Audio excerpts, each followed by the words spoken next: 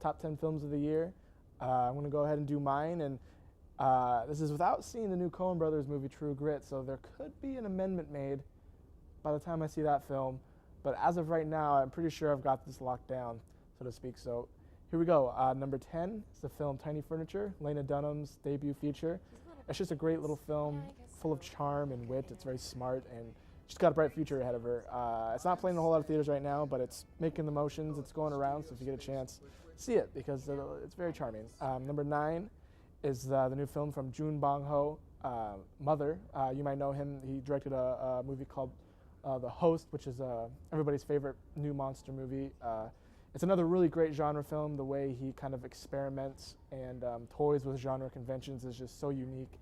And the film is really moody, really kind of weirdly funny, and just a very singular effort from one of the best foreign directors working right now. Number 8 is a documentary, Restrepo, about a group of U.S. troops in one of the most dangerous regions of Afghanistan. It's not an inherently political film. It's just focuses on the story of the characters and the troops and their real life stories. But it's hard not to get kind of fired up when you think about the war and its ramifications. And it's just a very provocative film. Number 7 is I Am Love, a very lavish, lush melodrama starring Tilda Swinton. Very visually breathtaking. It kind of saves for what is sort of a heavy-handed narrative, but just a really beautiful film to look at, very well made. Number 6 is Winter's Bone, the Sundance hit. Another sort of genre exercise, kind of a backwoods neo-noir, but it's just so well made. It's just pure cinema.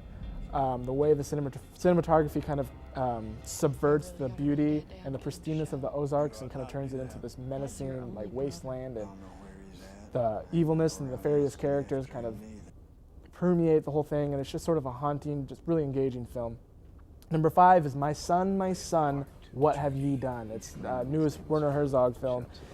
Didn't get a whole lot of play in theaters, but it's just classic Herzog. It's him at his best, exploring themes that he's been exploring his whole career. Has a really great performance from Michael Shannon, and if you're a Herzog fan, you need to seek his film out. Number 4 is The Social Network. Probably the most surprising film in the year for me personally. I'm not a big Fincher fan, but he really blew me away with this. It's such a concise script from Aaron Sorkin, and it's just such a resonating story that's so applicable to our times, and it's I'm sure destined to be some sort of classic. Number 3 is Carlos, Olivier Assayas's sprawling action epic that operates just as well as kind of a global social commentary. If you can find the 5-hour-long version, that's the one that's worth your time. It's just so amazing that a film that long can be that concise, and it's a truly valiant effort. Number 2 is Black Swan, Darren Aronofsky's latest foray into the artfulness of brutality and the brutality of art and all that different stuff. Natalie Portman is amazing in this movie.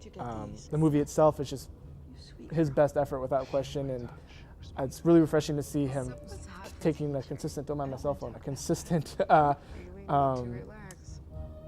of thematic tone in all of his movies. And I'm hoping that this next movie, The Wolverine, which will star, of course, Hugh Jackman, will be some sort of further examination of that. I imagine the knives coming out of his hands will be some sort of likening to the physicality and the violence of his other movies. But anyway, last but not least, the number 1 film that I saw this year was a Greek movie called Dogtooth. This film really did not get a whole lot of play. It played at the Gene Siskel Theater for about 4 days, I think, but it is an absolutely masterfully made film.